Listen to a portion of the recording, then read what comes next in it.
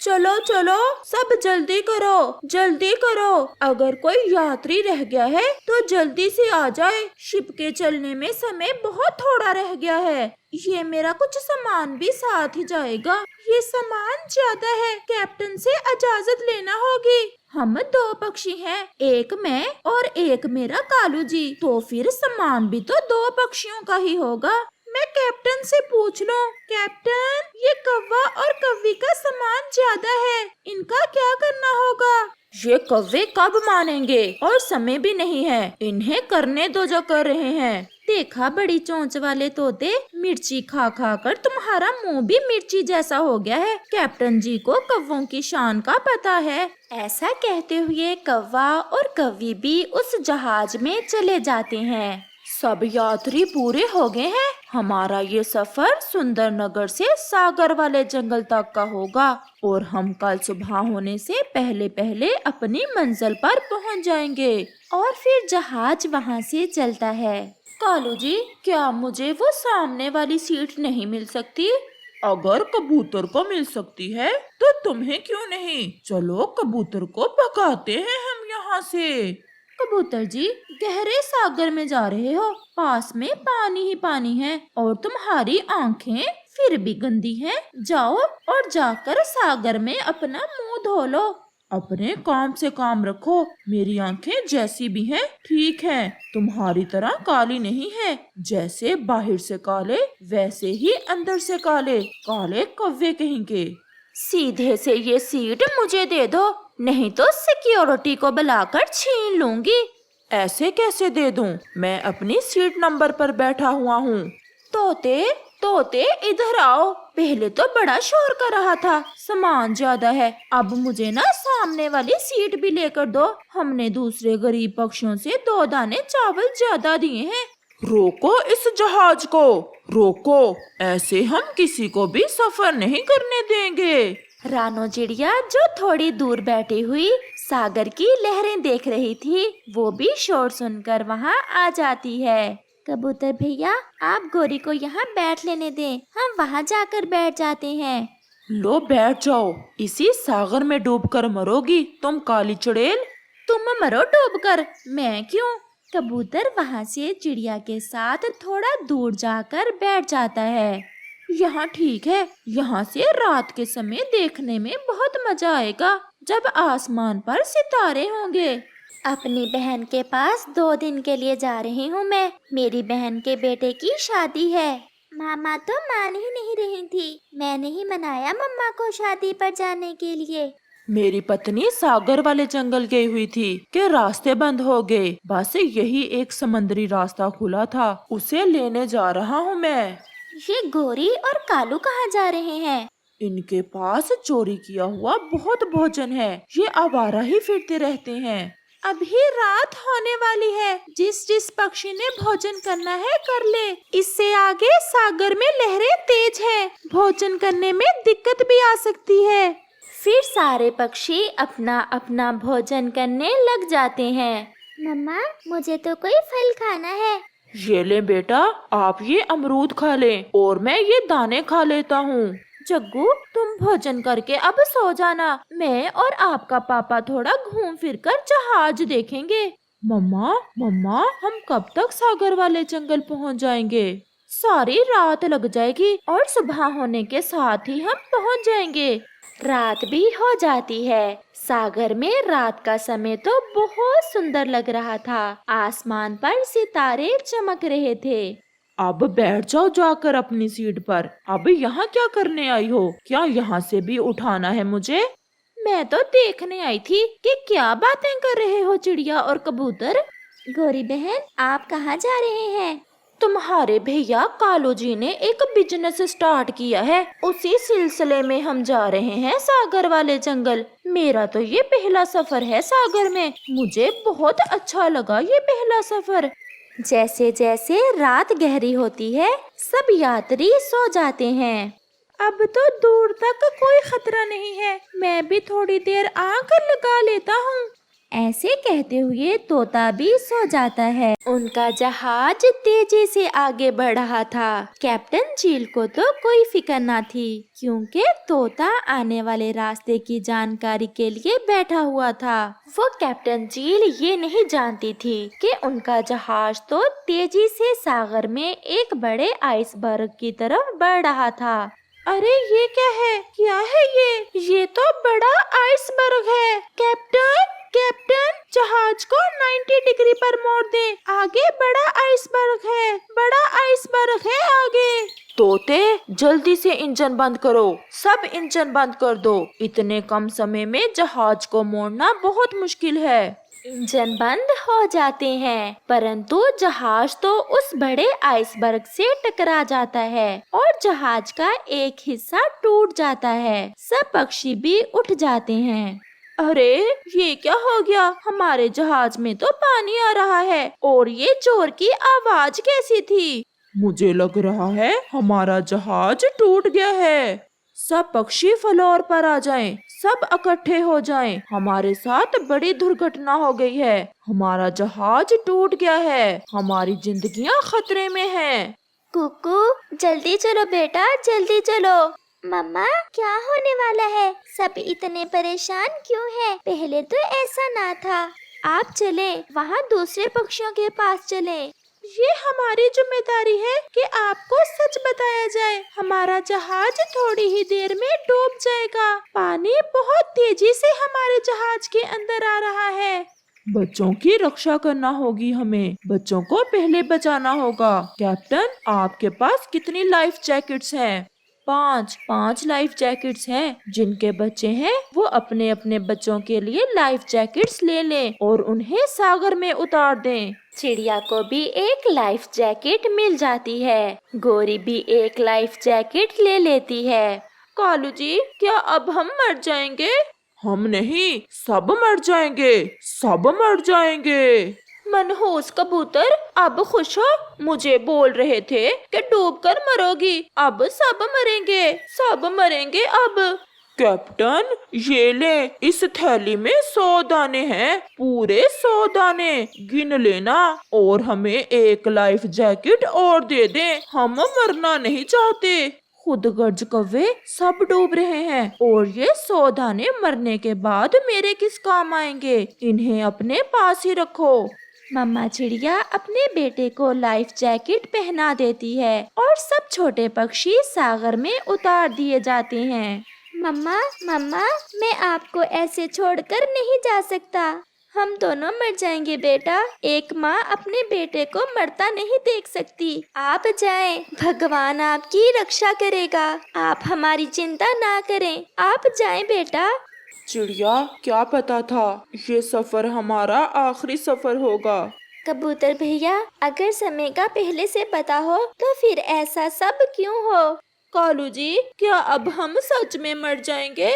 हाँ गोरी, मरने से पहले अपने पापों की भगवान से माफी मांग लो और चुप कर जाओ। कबूतर, मेरे कबूतर, मुझे माफ कर दो। अब हम सब मरते समय एक साथ मरेंगे और सब पुरानी बातें भुला देंगे। गोरी, मैंने कभी कोई बात दिल में नहीं रखी, जो हुआ मैं सब भूल गया। कैप्टन, सिग्नल मिल गए, राब्ता हो रहा है पास वाले जहाज से। शोने, जहाज डूबने ही वाला है, समय बहुत कम है, हमें मदद दो।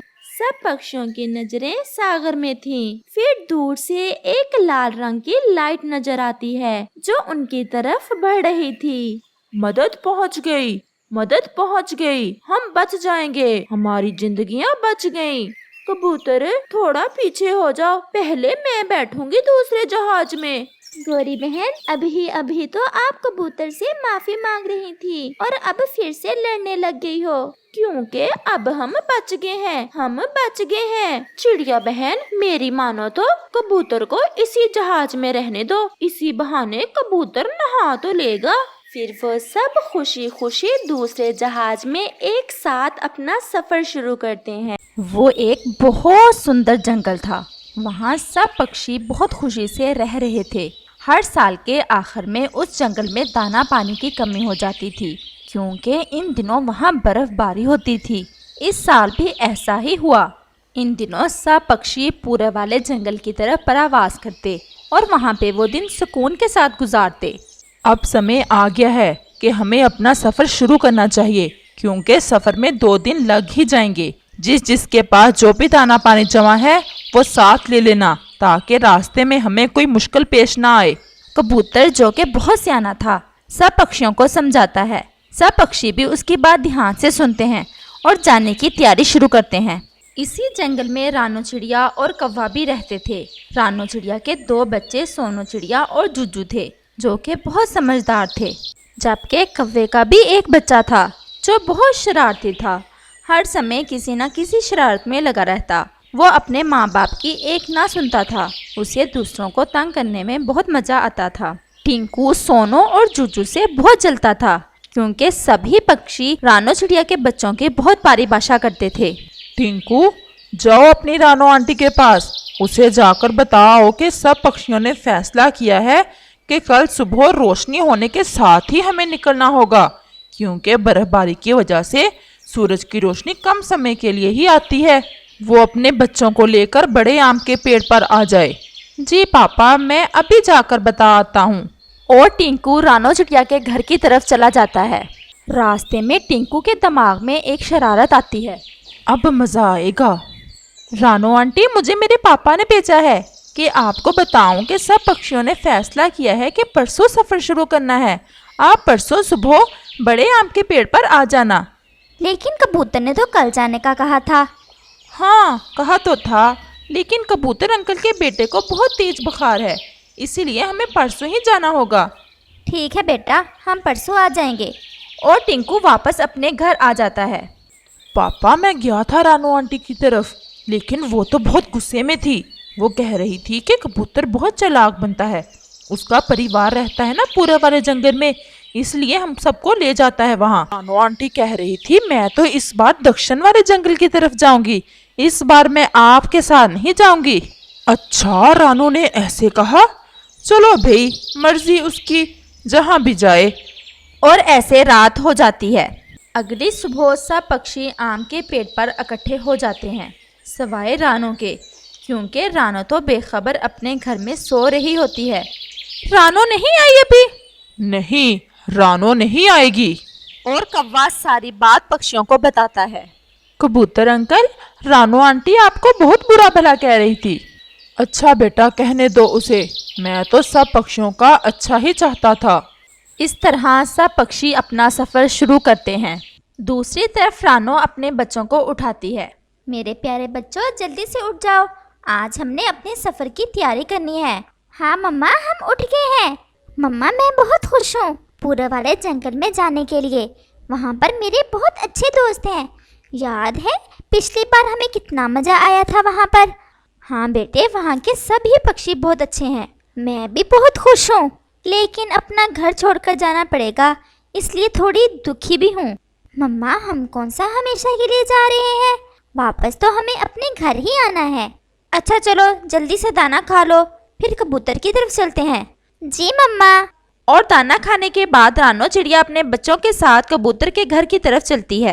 प्यारे दोस्तों, क्या आपने मुझे सब्सक्राइब कर लिया है? और घंटी के आइकॉन को दबाना बिल्कुल मत भूलिएगा। लेकिन जब वहाँ पहुँचते हैं तो कबूतर तो वहाँ होता ही नहीं। कबूतर पता नहीं कहाँ चला गया है। मम्मा, आज आपको जंगल सूना सूना सा नहीं लग रहा? हाँ, लग तो रहा है। चलो कौवे से पूछते हैं कि क्या बात है। लेकिन कौवा भी उन्हें नहीं मिलता, उन्हें कोई पक्षी नहीं मिलता। मुझे समझ नहीं आ रहा सब पक्षी कहाँ चले गए। मम्मा, कहीं टिंकू ने हमारे साथ कोई शरारत तो नहीं की? आपको तो इसका पता है कितना झूठा है, और हमारे साथ तो वैसे भी उसकी हमेशा ही लड़ाई रहती है। हो ना हो, ये उसकी शरारत है। हाँ बेटा, मैंने भी कैसे उसकी बातों का विश्वास कर लिया, हालांकि मैं जानती भी हूँ कि टिंकू कितने झूठ बोलता है। अब हम क्या करेंगे मम्मा? बेटा, मुझे पूरे वाले जंगल के रास्ते का पता है, हम चले जाएंगे। और वैसे भी हम अकेले थोड़ी हैं, हम एक दूसरे के साथ हैं ना, तो हमें डर कैसा? हमारी प्यारी मम्मा। रानो चिड़िया परेशान तो बहुत थी, लेकिन वो अपने बच्चों को हौसला देती है क्योंकि उसे इस बात का पता था कि यही हौसला उसके बच्चों के लिए आइंदा जिंदगी में काम आएगा। ऐसे ही रात हो जाती है। अगली सुबह रानो जल्दी ही अपने बच्चों को उठा देती है और वो अपना सफर शुरू करते हैं। मैं थक गया हूँ पापा, हमें और कितना उड़ना होगा? बस थोड़ा सा और बेटा। फिर थोड़ा सा और आगे जाकर सब पक्षी एक जगह उतरते हैं थोड़ा आराम करने के लिए, लेकिन टिंकू को यहाँ भी चैन नहीं मिल रहा था। क्या करूं? क्या करूं? हाँ, ये करता हूँ। मैं थोड़ी देर के लिए छुप जाता हूँ। जब पापा मुझे ढूंढेंगे और मैं नहीं मिलूंगा तो बहुत मजा आएगा। और टिंकू थोड़ी दूर एक पेड़ में जाकर छुप जाता है। इस बात से बेखबर के वहाँ शिकारी ने जाल बिछाया हुआ था। जब सब पक्षी आराम करने के बाद जाने के लिए तैयार होते हैं, टिंकू कहाँ है? सब पक्षी टिंकू को ढूंढने लग जाते हैं, लेकिन टिंकू छुपा बैठा ये सब देख रहा होता है। उसे सबको परेशान देखकर बहुत मजा आ रहा था। कव्वे बेचारे का तो रो रो कर बुरा हाल था। काफी समय इधर उधर ढूंढने के बावजूद टिंकू ना मिला। अब हमें चलना चाहिए, ये ना हो कि रात हो जाए और ये जगह बहुत खतरनाक है। और सब पक्षी वहां से चले जाते हैं। टिंकू का तो ये प्लान था कि जैसे ही सब पक्षी उसे ढूंढकर वहां से जाएंगे तो वो पीछे से जाकर सबको हैरान कर देगा। जैसे ही सब पक्षी वहां से उड़ जाते हैं, टिंकू भी वहां से उड़ने लगता है। लेकिन ये क्या, वो तो एक जाल में फंस चुका था। टिंकू के तो होश ही उड़ गए थे। मुझे बचाओ पापा, मुझे बचाओ। लेकिन अब बहुत देर हो चुकी थी। सब पक्षी वहां से दूर जा चुके थे। टिंकू जोर जोर चलाने के बाद रोने लग जाता है और फिर थक हार कर वहीं बैठ जाता है। अगले दिन रानो चिड़िया भी अपने बच्चों के साथ अपनी मंजिल की तरफ जा रही थी। रास्ते में उसी जगह पर आराम के लिए उतरती है। मम्मा, वैसे टिंकू ने हमारे साथ अच्छा नहीं किया, उसे इसकी सजा जरूर मिलेगी। नहीं बेटा, ऐसा नहीं कहते। वो अभी बच्चा है, जब बड़ा होगा तो समझ जाएगा। हमें किसी के बारे में बुरा नहीं सोचना चाहिए, फिर हम में और उसमें क्या फ़र्क रह जाता है। सॉरी मम्मा, हम दोबारा ऐसा नहीं कहेंगे। टिंकू पास में ही ये सब सुन रहा था। वो बहुत शर्मिंदा होता है, फिर हिम्मत करके उन्हें आवाज़ देता है। रानो आंटी, प्लीज़ मेरी मदद करो। रानो बहुत हैरान होती है, फिर उस आवाज़ की दिशा में जाती है और टिंकू को जाल में फंसा देखकर बहुत हैरान होती है। टिंकू, मेरे बच्चे, तुम यहाँ कैसे? आंटी, मुझे अपने किए की सजा मिली है। फिर वो रानो को सारी बात बताता है और बताता है कि कैसे उसने सारी रात खौफ में गुजारी। रानो चिड़िया, सोनो और जुजू जल्दी से वो जाल काटते हैं और टिंकू को आज़ाद कराते हैं। टिंकू बेटा, क्या तुमने अपने पापा के बारे में सोचा कि उस पर क्या बीत रही होगी? माँ बाप जीते जी मर जाते हैं अगर उनकी ज़िंदगी में उनकी औलाद को कुछ हो। आंटी प्लीज़ मुझे माफ़ कर दे, मैं भी आइंदा सोनो और जुजू की तरह बन जाऊंगा। रानो चिड़िया उसे अपने साथ लेकर अपने सफ़र की तरफ बढ़ती है। जल्द ही वो पूरब वाले जंगल में पहुंच जाते हैं। वहाँ कव्वे का रो रो कर बुरा हाल था और बाकी सब पक्षी कव्वे को तसल्ली दे रहे थे। पापा, मैं आ गया। कव्वे को पहले तो अपने कानों पर विश्वास नहीं आता, लेकिन फिर टिंकू को देखकर उसे गले लगा लेता है। फिर टिंकू खुद ही सारे पक्षियों को सारी बात बता देता है और ये भी बताता है कि कैसे उसने रानो चिड़िया के साथ झूठ बोला और रानो चिड़िया के बारे में बाकी सब पक्षियों से और सब पक्षियों से माफ़ी भी मांगता है और आइंदा एक अच्छा पक्षी बनने का वादा करता है। सब पक्षी भी टिंकू को माफ़ कर देते हैं। प्यारे दोस्तों, इस कहानी से हमें सीख मिलती है कि अगर हम किसी से बुरा करते हैं तो अंत में हमारे साथ भी बुरा ही होता है।